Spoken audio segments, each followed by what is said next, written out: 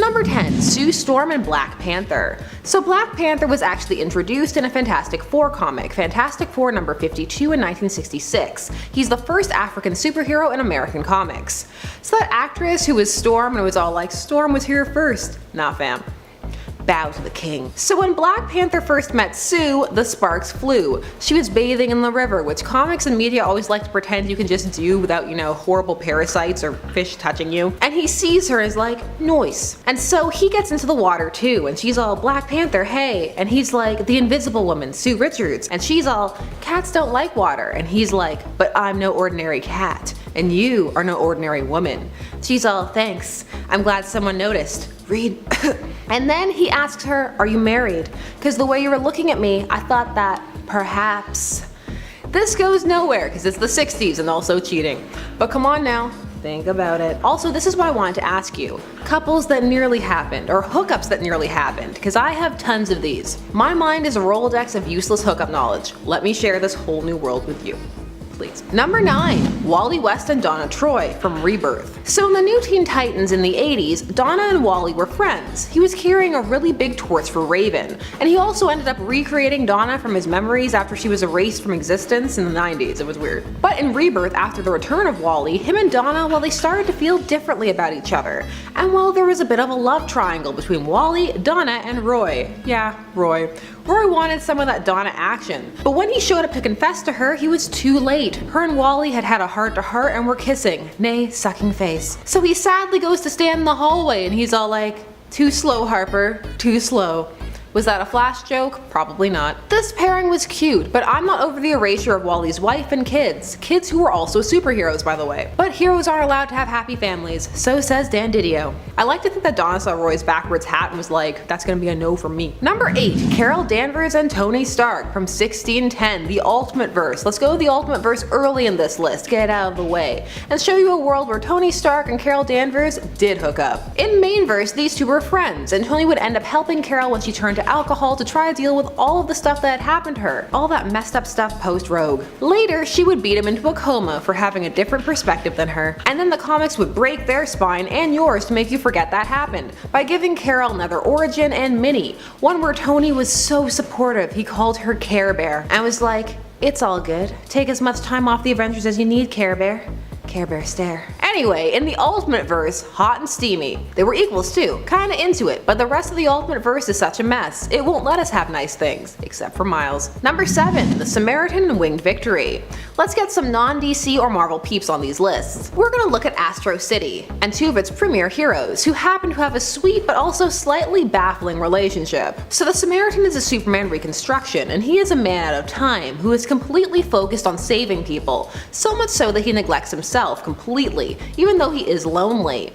And Winged Victory is similarly focused, enjoying her superhero persona much more than her civilian one.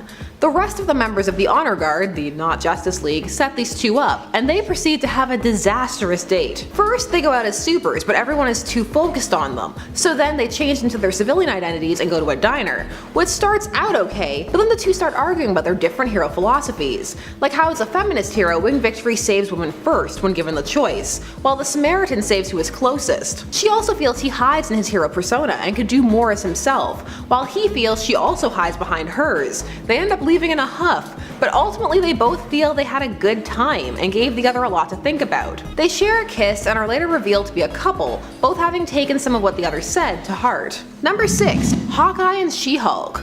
So Hawkeye's the relationship ninja of Marvel. You turn around, a wild Hawkeye appeared. He used charm. It's super effective. I can't. I'm an Avenger. They're my partners now.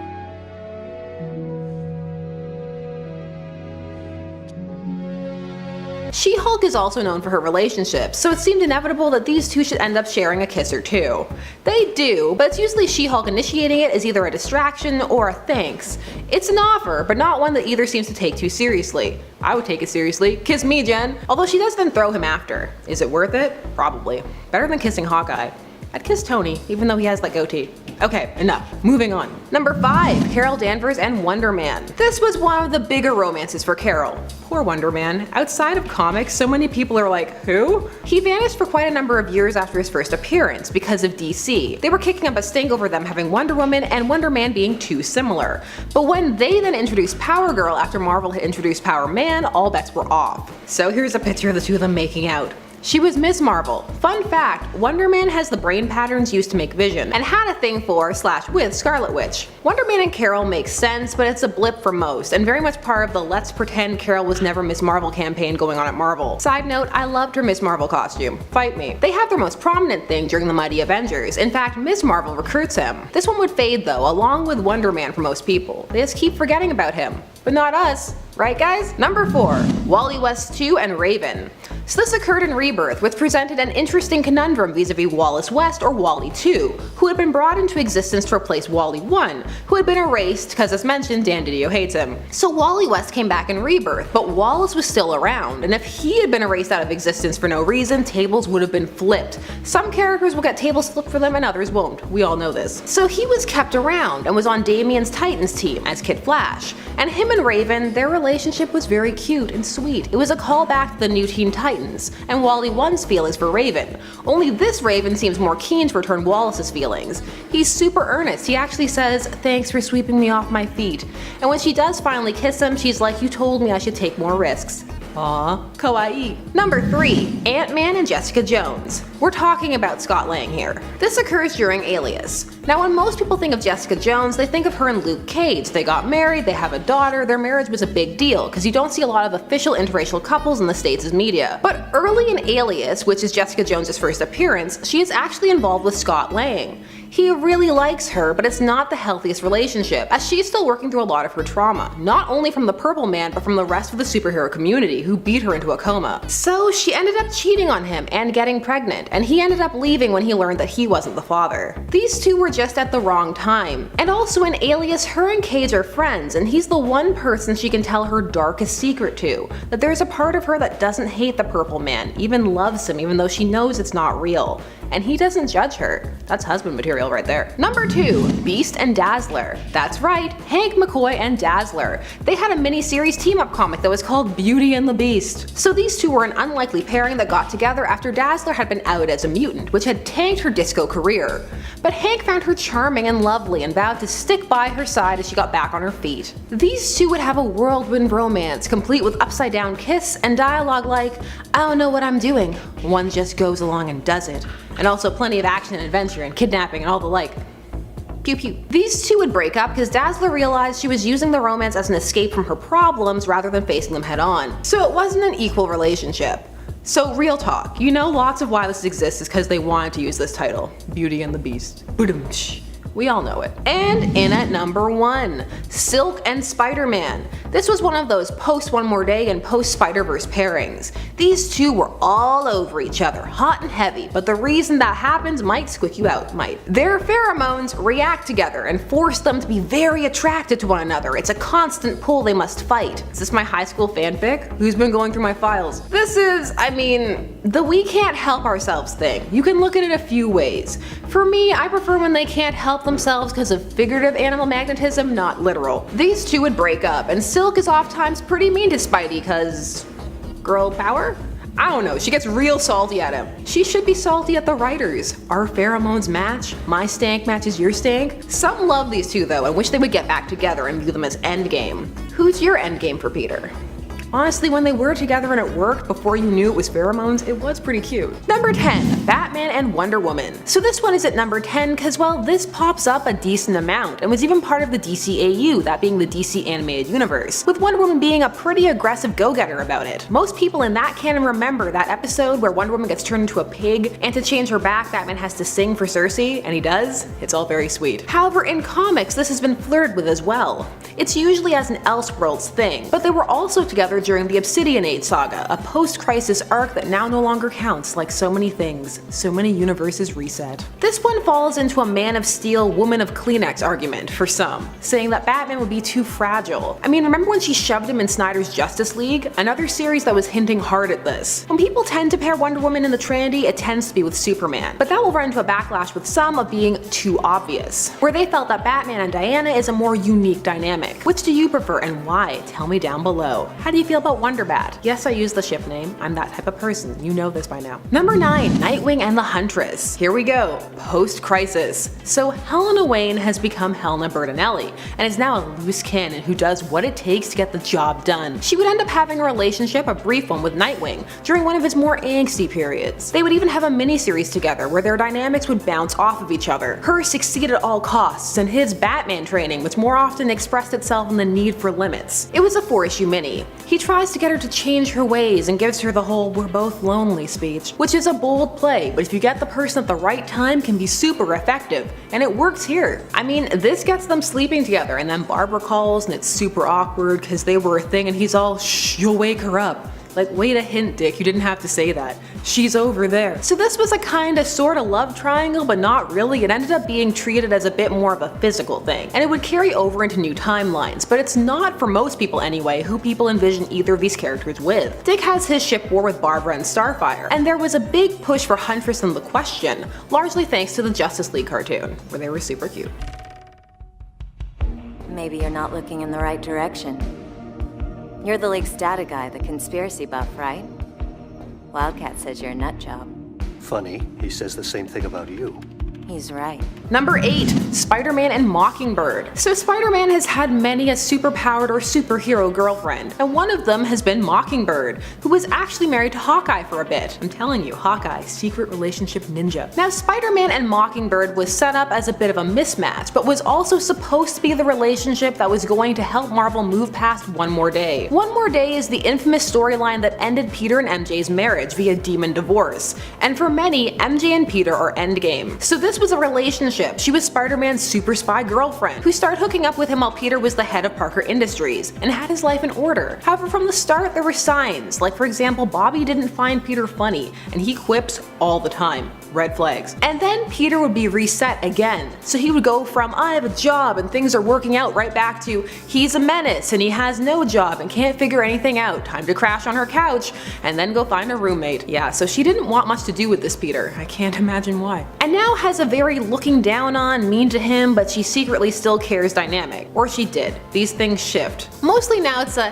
"hey, we used to date," and it's super awkward. You know how we could have avoided all of this? By having writers who understand that writing marriage can be interesting and dynamic. You just have to apply more than baseline effort. And I'm gonna rein in my salt, because I'm about to reveal my true form. A little Star Trek joke for you. Number 7. Robin and Spoiler. So this Robin is again Tim Drake. So much Tim on these lists, and for younger fans I know it's like, Tim? So Tim Drake for a time had quite the relationship with Spoiler, Stephanie Brown. This was the persona she took on before her death and subsequent resurrection in War Games, where she was Robin. As her death was met with an immediate and intense backlash, especially because it could be read as largely being Batman's fault, and not for a good reason either. She would later become Batgirl, but while she was Spoiler, she was initially largely a foil for Robin. She was the daughter of the villain Cluemaster, who was largely a knockoff of the Riddler, and her and Robin had a teen pregnancy plot. And it was acclaimed. People really enjoyed these two together and felt it was a fresh and more mature look at a teen romance for the time. However, this would end after the whole Robin shenanigans where she was Robin.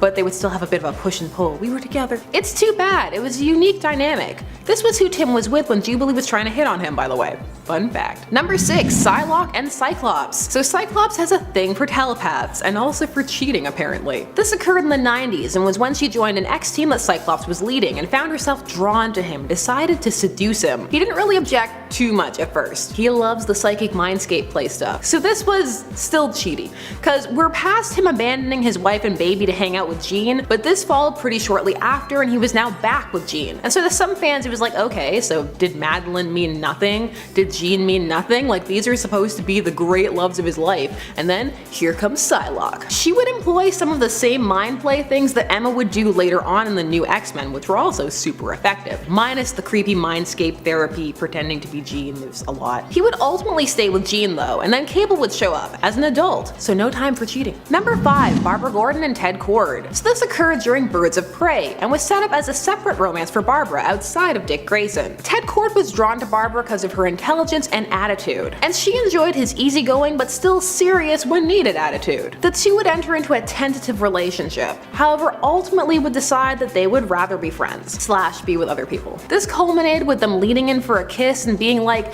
I have something to say, and she says, I'm getting serious about someone else, at the same time as he says, can we just be friends? The two have a good laugh about it and there were no hard feelings. Any lingering potential romantic feelings would be cut short by his murder by Maxwell Lord, and since his resurrection post universe-wide reboots, things have been different. Number 4. Captain America, Falcon, and Lady Thor. Listen, I need to specify, when you have multiples running around at the same time, so you know what I'm talking about. Like, some people get really mad when you call Lady Thor, and they're like, she's Thor, and I'm like, yes, but second Thor, and we have adjectives and descriptors for a reason. She's not even Thor anymore. There's just so much happening there. So this happened in all new, all different, and was, well, there was a battle, and they're colleagues, and the dialogue after their kiss is really weird. Firstly, everyone is shocked, like they've never seen a kiss before, and then she's all, you certainly taste how I imagined Captain America would taste, and he goes, you taste like a goddess. What do both of those statements mean? Like, Squirrel Girl tastes like hazelnuts, that I understand, but what does Captain America taste like?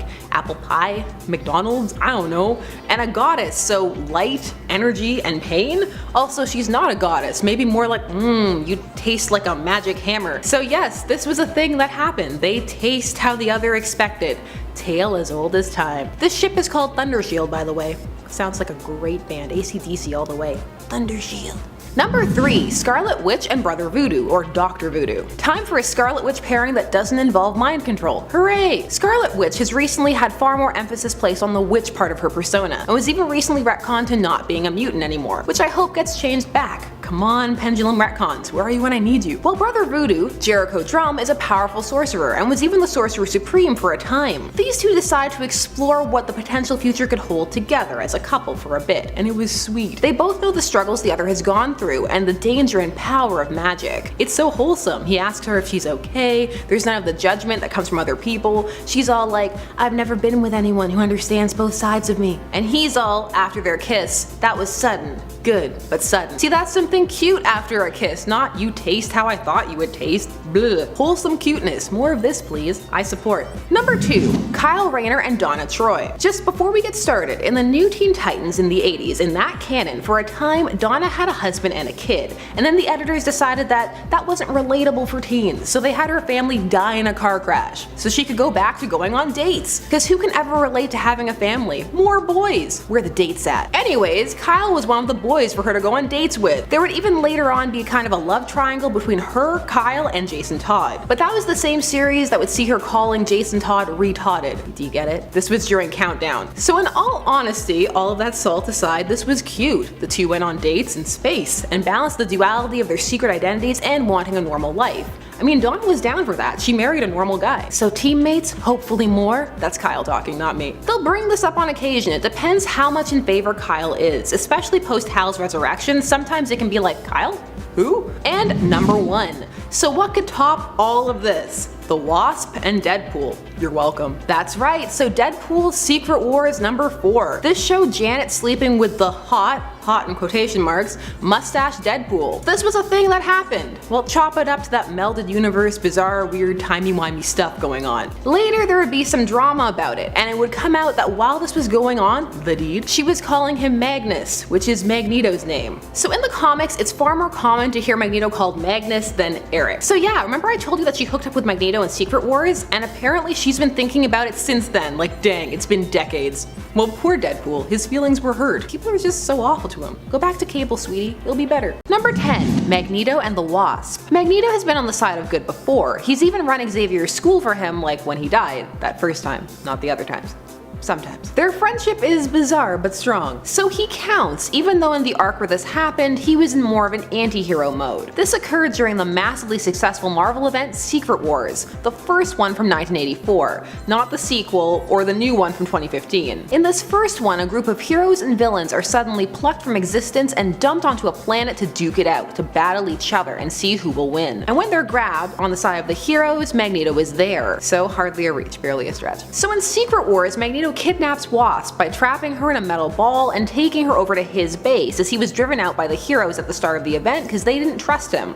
Well, Charles wanted to keep him there, but he was overruled. He kidnaps Wasp and begins to lay it on real thick. He's not a monster, he wants to discuss a team up, he respects her as a leader. She was leading the Avengers at this point. He thinks she's beautiful, and it looks like it's working, making out all over the place. But haha, it was a ruse. She was playing along to learn his plan to take back to the heroes. But for this issue where it's happening, I'm like, man, if only it wasn't so kidnappy and creepy. I can get behind this, and say what you want about Magneto, but he's not gonna slap her in the face. Number 9. Black Canary and Hawkeye. Yes, you heard that right, you haven't gone mad. But they're from 2 separate companies, you cry. Why do they only hire fake nerds? Calm down, it's okay. DC and Marvel have done more crossovers than people think, and this occurred during one of them, specifically in JLA/Avengers. In this story, Kronos, with a K, had smashed the 2 realities together, creating a combined universe, but not an amalgam one. In this one, they were still separate characters. In the amalgam universe, they were all fused together, like Darkclaw. So in this story, we see reality shift and reshape itself over and over, and in one of these shifts, not only is Hawkeye a member of the Justice League, but he's with Black Canary, and he apparently crossed dimensions to be with her. The League seems behind this too, with Diana proclaiming that they're a cute couple to Batman, but Green Arrow looks salty and pressed, as he should. A blip, but we'll explore a crossover couple more in depth a little later. Number 8. Superman and Supergirl, from Action Comics number 289, from 1962. Kissin' Cousins, the comic. This is where Superman marries Supergirl, his cousin. Legit, I'm not making it up. So Superman in this issue is talking about how he would marry his cousin, since it's legal on Krypton, and he for some reason cares about that, even though he's lived his whole life on Earth with Earth values, but I digress, and he does bring up it's legal some places on Earth too, so he's been thinking about this.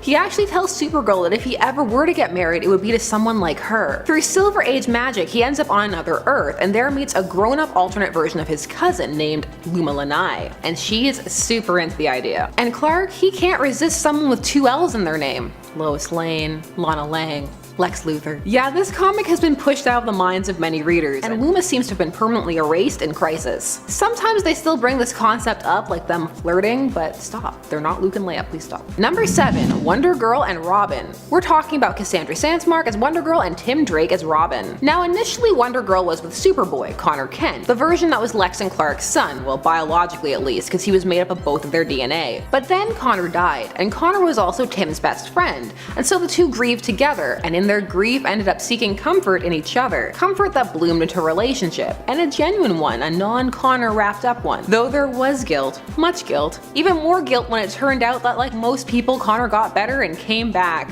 and his best friend was with his girlfriend.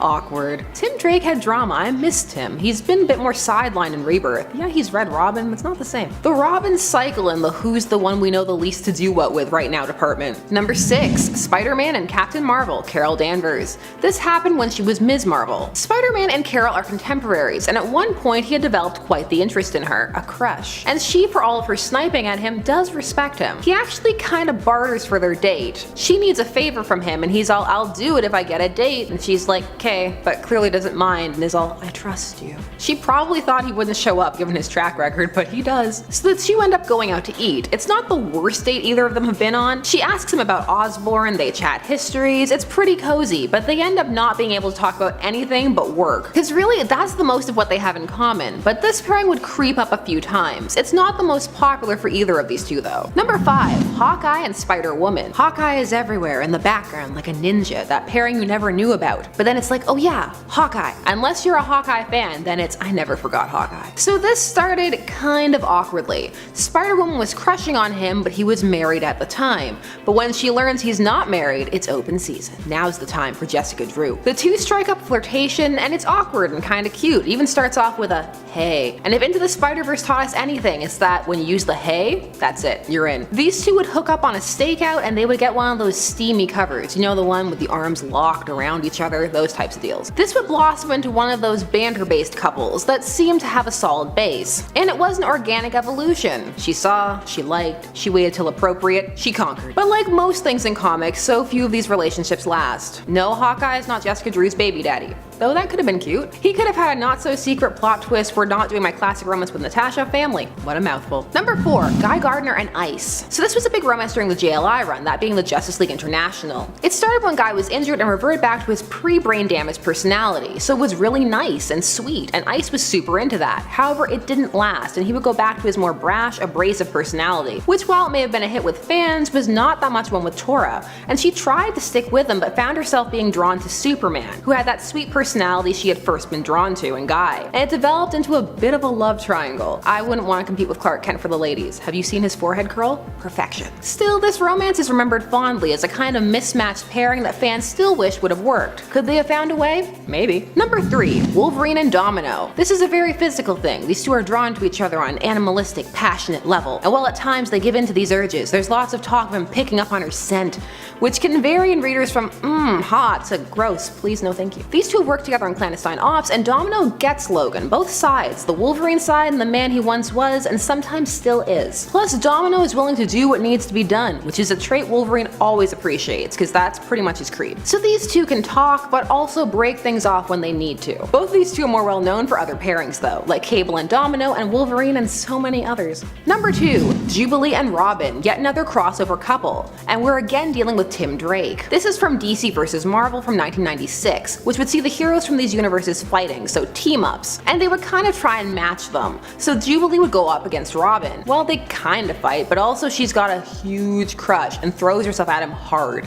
despite his assertions that he has a girlfriend. She would even cross universes for him and the two would share a kiss. The idea that Jubilee is a sidekick may leave some people pressed, but in 1996, was that really inaccurate? You decide, and leave triggered comments down below. These crossovers were interesting and made all the better by the fact that the writers did try to keep everybody in tone. So who won this fight?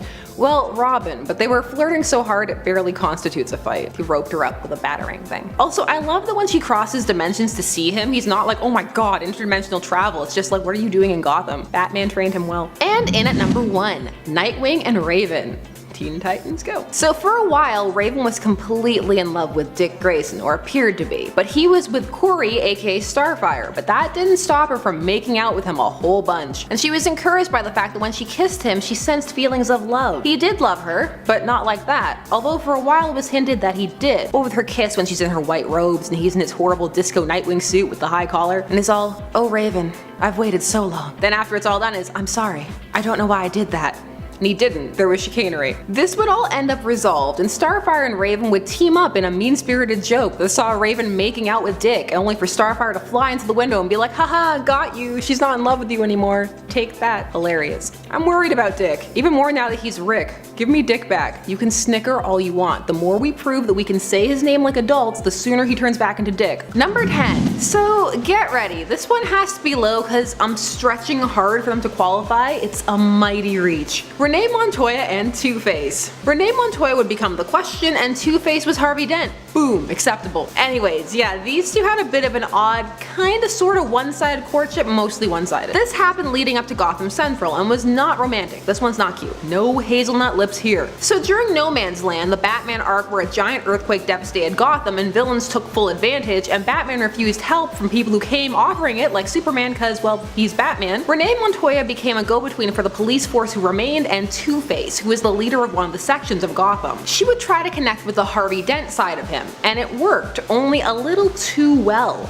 Seeing how tirelessly she worked and how understanding she could be, he fell in love with her. His Dent persona would take over for part of this arc too, putting him temporarily in the good column, and at that point they had a good relationship. However, this would all end badly when he discovered she was a lesbian and proceeded to out her to her friends, family, and colleagues, hoping they would all reject her and she would have no choice but to be with him, the only person who truly loved her. Dark stuff. She obviously gave that a hard pass. Number 9. Batman and Batgirl, The Killing Joke, but also secretly some other places. The adaptation of The Killing Joke is now infamous for how poorly received the extended story featuring Barbara Gordon was well received. It was intended to give her more agency and character before her paralysis. It instead, for many fans, reduced her to a whining love interest who was more of a caricature, but some people loved it. Mileage varies. The character development would involve her struggling with balance of violence and being Batgirl, but also her proving she wasn't just a little girl by sleeping with Batman, just mounting him after they fight on a rooftop. You wanted! I made it work!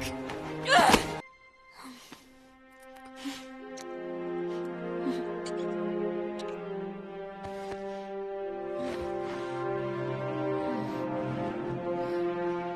This activated for many people the "he's friends with her dad" alarm bells. But this is a result of a particular creator, Bruce Timm. Since Timm's days on the animated series, he has been hinting that Batgirl had a crush on Batman and that they had a thing. They would actually have a brief thing later in that DCAU continuity, and in Batman Beyond's timeline, which continues that continuity, Bruce Wayne would get her pregnant and she would miscarry in a fight, and that would lead to the rift between Bruce and Dick. This relationship, some people like it, many people don't, and even those that do feel it could be handled better than it has been at points. Rooftop sex. Raise the roof. Number 8. Batman and Black Canary. For most people, this comes to us from an Elseworlds non-canon story, but I'm putting it because everything about Frank Miller's All-Star Batman and Robin is hilarious. Well, to me anyway. At one point in this tale, Batman ends up showing up after Black Canary has taken out some bike thugs, and actually he shows up just in time to help, and the two proceed to make out. It's all battle tension and fishnets. However, there have been some hints of this in main continuity from way back, like late Silver Age, early Bronze Age. Personally, I don't hate it.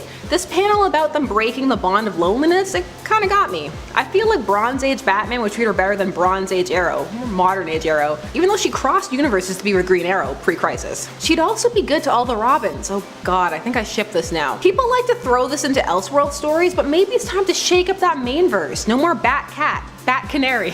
No one would stand for it, I know. Number 7. She-Hulk and Tony Stark. These two are players in the Marvel Universe, so it seemed like an inevitability that at one point they would end up together. It's more of a teammates with benefits type deal. But they have some deep discussions, and Tony respects her as a teammate, a friend, and a lawyer. Before what I like to call a digital era, they were pretty close. She also calls him out on his nonsense, which he oftentimes needs. His ego can get out of control. Still, these are often quick things, so some people are like, what? That happened? Yes, it did. There's also this joke about how he slept with Gamora and it was lame. That the sex was lame, not the joke. That really varies. Humor is tricky and very subjective. Number 6. Tony Stark and the Wasp. This is a new one from the 2018 Iron Man run actually, and they were really excited about it. This got a very lovingly drawn cover. So Jan and Tony. This is one of those pairings that's like, okay, sure, why not? Most of their stories are about them being busy and having to squeeze in dates, but it's a really smooth relationship, not too much conflict. Not yet. They also have cutesy puns like, don't worry, I won't sting you. Too late, I'm already stung. No man, give me that villain banter. This was during a movie date. It's also normal and nice. For domesticity lovers, it's great. But still for some fans, it's a bit of an, okay, did you just draw names out of a hat and be like who hasn't dated yet? Still, some are just glad she's not with Hank because of that one panel. But there's not only more to that panel, but more to how their relationship soured. Still, if we can retcon away entire universes, why can't we retcon that out? Some things stick no matter how much retcon or reboot scrub you use. Will Tony and Janet last? Probably not. Number 5. Wolverine and Squirrel Girl. Yes, you heard that right. Just think about it, cause this happened, largely off panel, but they linger on the hints of it when it comes up, and apparently it ended badly. This is mentioned in New Avengers number 7 from 2010, when Wolverine enters the mansion and sees her going, Doreen, and she goes, James, so you know it was serious. I thought we promised to never see each other again. Then he has to awkwardly tell her that he's on the team, so she'll be seeing much more of him. Squirrel Girl was Jessica Jones and Luke Cage's nanny at the time. Well, their daughter's nanny, not their nanny. This led to speculation that vacillates between being confirmed and unconfirmed, that Wolverine, or James, was Squirrel Girl's first love and that he took her virginity. Cause these are the facts the world needs. The two would grow to at least be cordial. Number 4. Spider-Man and Kitty Pryde. What romance list is complete without a trip to the now infamous Ultimate Verse? Well, many lists actually, but not this one. Marvel's Ultimate Verse did a lot of tweaking of characters' ages and gave us a whole group of heroes firmly teens, lots of them going to school together, or at least learning that they were the same age when identities were revealed. Such was the case with Spider-Man and Shadowcat. He actually started dating her after breaking up with Mary Jane because he was tired of always putting her in danger and worrying about her. And Kitty, thanks to her power set and training, could more than hold her own. They would also team up and fight crime together. This would be one of Peter's great loves in the Ultimate Verse, and provide much confusion for readers who accidentally picked up an Ultimate Verse comic thinking it was the main verse one. You can make the label as big as you want, mistakes still happen. Of course, Spidey would die in this verse, making way for Miles Morales, although he would be brought back to life, cause death in comics means as much as Peter's word that he's gonna show up someplace on time. Nothing. Number 3, Black Widow and Daredevil. This is actually, or was actually, one of the great Marvel romances. Matt Murdock and Natasha was serious business, and people who remember have made some cool crossover fanvids, check them out. These two loved each other, and Black Widow would even confess to him that she loved him, which is a big deal for her. But Daredevil was always worrying that it wasn't meant to be, or that they were just too different, or too dedicated to their respective missions and different goals. Ultimately, he would prove himself right. He would leave Hell's Kitchen but would grow resentful and miss his city. So he would go back, and eventually the two would both be involved in more famous romances. Daredevil with Elektra, and currently the big one for Natasha is her and Bucky Barnes, the Winter Soldier. Thanks to the whole backstory that they knew each other in the Red Room, which is a great retcon. Not all retcons are created equal, some are good. Oh man, the salt, I'm sorry, you probably felt that through the screen. Writers remember this happened though, so it comes up, but for new readers it can be a what? Wait! Number 2, Captain America and Scarlet Witch. You have no idea how badly I wanted to put Wanda and Doom on here, but there was mind control involved, so I went wholesome instead. Quality content. Also, I just learned people are now calling this pairing Scarlet America, and I'm here for it, but also Captain Scarlet, or Captain Witch, think about it. This has happened more than once, such as in the comic Captain America and the Falcon, or the Uncanny Avengers, just to name a couple.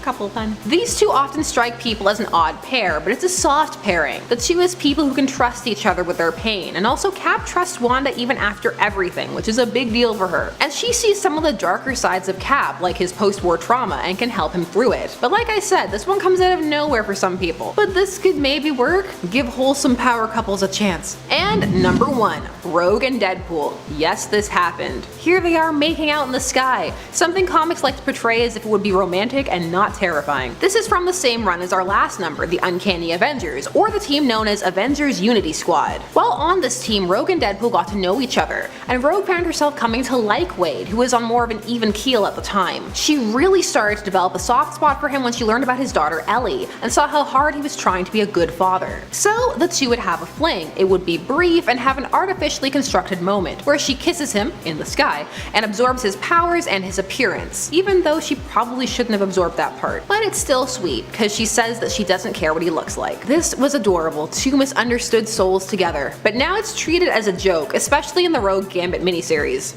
I don't know, I thought it was cute. What do you think? Number 10, Catman and the Huntress. So Catman was given an upswing in cred when he was added to Gail Simone's Secret 6 series in 2005. He went from being a joke ripoff of Catwoman, even though he was dressed like Batman, to a character with actual pathos and motivations and backstory, and a penchant for walking the anti-hero route. This eventually would lead him into contact with the Huntress. This is the pre-New 52, post-Crisis Huntress, so Helena Bertinelli. She was Catwoman and Batwoman's daughter for a bit before Crisis on Infinite Earths. So from the start, these two are attracted to each other, expressed quite strongly in Birds of Prey number 104, when the two have to dance together and can do nothing but have anti-hero-hero banter. Ultimately, this was a two ships passing in the night type of deal. They met, they flirted, they made out. They flirt when they see each other, or did pre-Rebirth, but it was not meant to be. Still, it was fun, but again, it was pushing Catman into Batman territory.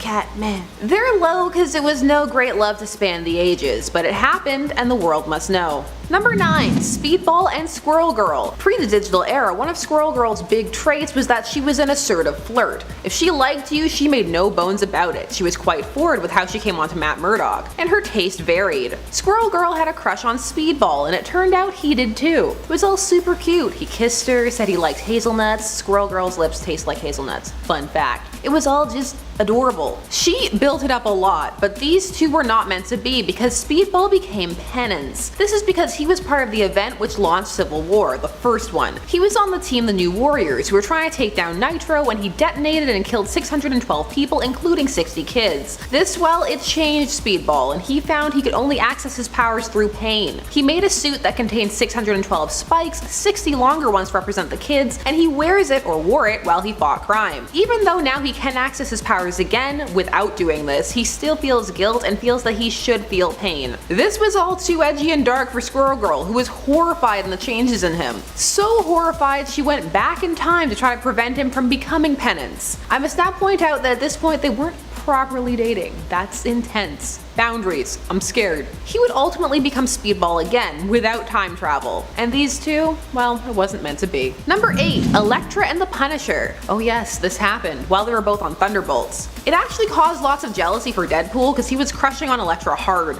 The Punisher and Elektra, it makes sense on paper, sort of. They're both very intense, though this was brief and well, it ended badly. Elektra actually seemed up to trying to make a relationship work and seek compromise, and she knew that Frank wasn't over his dead family trauma, but was willing to meet him halfway. Well, he was already full on ready to kill her. He also belittles her for her affections for people in general and says it's her weakness. Yeah, it ended badly. She would have had a better time with Deadpool, to be honest. Are they a superhero couple? More like an anti-hero couple. Would we have had enough for an anti-hero couple list? Maybe, but that word doesn't trend as hard.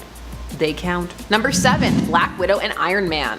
So Black Widow is known for some of her great loves. Hawkeye, Daredevil, and more recently the Winter Soldier, but for a while she had quite the thing with Tony. Black Widow actually made her first appearance in an Iron Man story in Tales of Suspense number 52 back in 1964. Her and Tony would start off as enemies, but when she defected and ultimately became an Avenger, the two ended up having a bit of a thing, a romance. Finally, a legit couple. It was more of a physical thing, but still there were panels of pillow talk and banter and flirting. This was different from the Ultimate Verse, the 1610 universe, where her and Tony had a sex tape and he ultimately had to take her out after they got married because she was using him. No, this was 616. I supported it. Most people didn't though. Tony was not the most popular character at the time, and for many people it was more a question of who should she go back to, Hawkeye or the Daredevil, during that time period. Daredevil was a huge thing. He even moved for her, but then he missed his area too much, so they broke up. Number 6. War Machine and Captain Marvel, Carol Danvers. Yep, Rhodey and Carol. There were even some people who were rooting for this in the MCU, but we knew that wasn't gonna happen. These two's relationship actually made sense. They both had military backgrounds, were both assertive leaders, they understood the demands of being a hero and could work around it. For a time, it was sweet. It showed a human side to both characters you didn't always get to see. A romance can do that if you use it effectively for maximum character development quite quickly, if you're clever about it. He was really supportive, but then Civil War II. Oh, Civil War II. Why? So Rhodey dies leading up to Civil War II. He's killed off super cheaply as a catalyst for Carol to go full Minority Report. So yeah, he pretty much got fridged, which is an equal opportunity thing no matter what people say. If you're a supporting character, a love interest, who's a character in your own right, and then you just get killed somewhere else,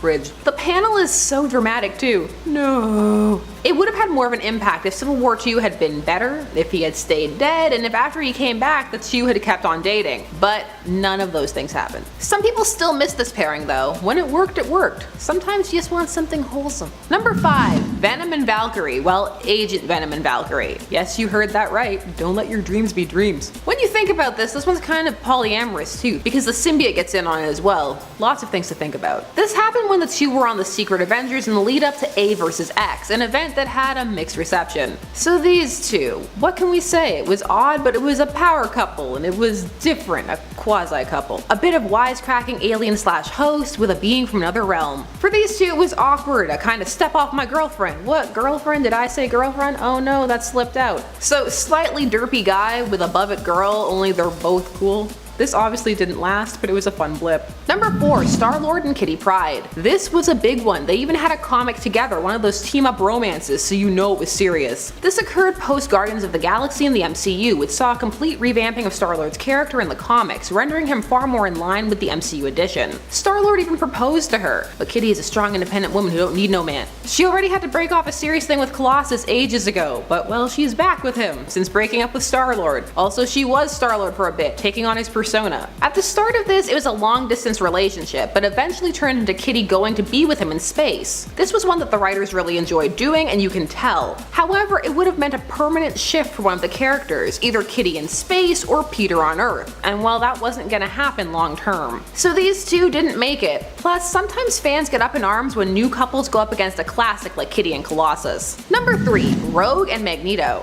That's right, Rogue and the Master of Magnetism himself. Now their big romance happens outside of the main 616 timeline, but there were hints of it there. It specifically started in Uncanny X-Men number 274 when they're both trapped in the Savage Land. Trapped in the Savage Land for the X-Men is like being trapped in a cave for everybody else. No one can resist. The two have a brief thing, but it's over pretty quickly. In the Savage Land, when powers are defunct, when they are, Rogue can touch people. In the time before she had more control over her powers, this was a huge deal. In main canon, it would be a kind of will they, won't they, oh they kinda did kind of thing. She even had a relationship with his clone Joseph, though at first she thought that he was a de-aged amnesiac Magneto, and went for it. Their grand courtship would be them paired together in Age of Apocalypse, where they were just a couple. And some fans were into it, while others flipped the table asking where's Gambit. Since then, this still happens, and she's definitely slept with him since in main continuity. She's married to Gambit now at the time of this recording, or was. It's a sore spot. I feel like a gossip rag. Next up, pictures of Cyclops taken from a bush outside his house. You'll never guess what secret X-Force mission he just greenlit. Number 2. Hal Jordan and Aricia. This one is infamous now, and in continuity we really try not to talk about this. Okay. Hal Jordan and Aricia. Very early in Hal Jordan's continuity, there was a bit of a no alien chicks thing, so he wasn't paired too much with the rest of the Corps. Not to mention the Corps took a while to coalesce. It used to just be Hal chilling in space being sent from place to place by the Guardians. Once there was a Corps, one of the members was Aricia, a character who was clearly on the younger side who had a crush on Hal, and at first it was well handled. Hal knew about it but would always let her down easy and let her know that she was more like a sister to him, even frequently calling her little sister. Until eventually he had to put her down hard when she showed up in Green Lantern 204 in a new revealing costume to entice him. He finally told her, look, no, you're half my age, you have to stop flirting with me. Well, one day, the same writer who brought us Colossus and barely legal Kitty Pryde decided that Hal and Aricia were going to be trapped in a cave. And suddenly, Aricia is older. She used her power ring to will her body to be older. In the comic it will claim that this also went for her mind, but I say to that, sure Jan. She was 14 by the way, so yeah. And well, all of a sudden, all of his rationale went out the window. Woman body, cave, making out. They would fully get together after this, and there's one issue where Guy Gardner spikes their drinks so that they can get together. This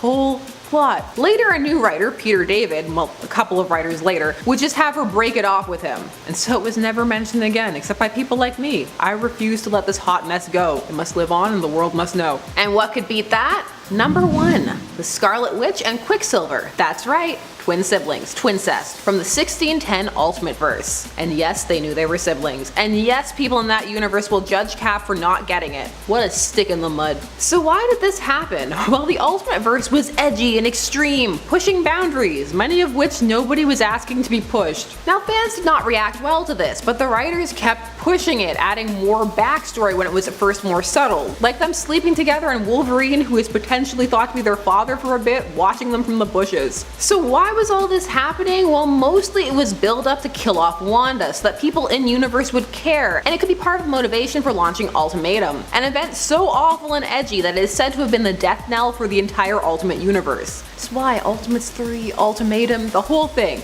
No, bad Marvel, bad.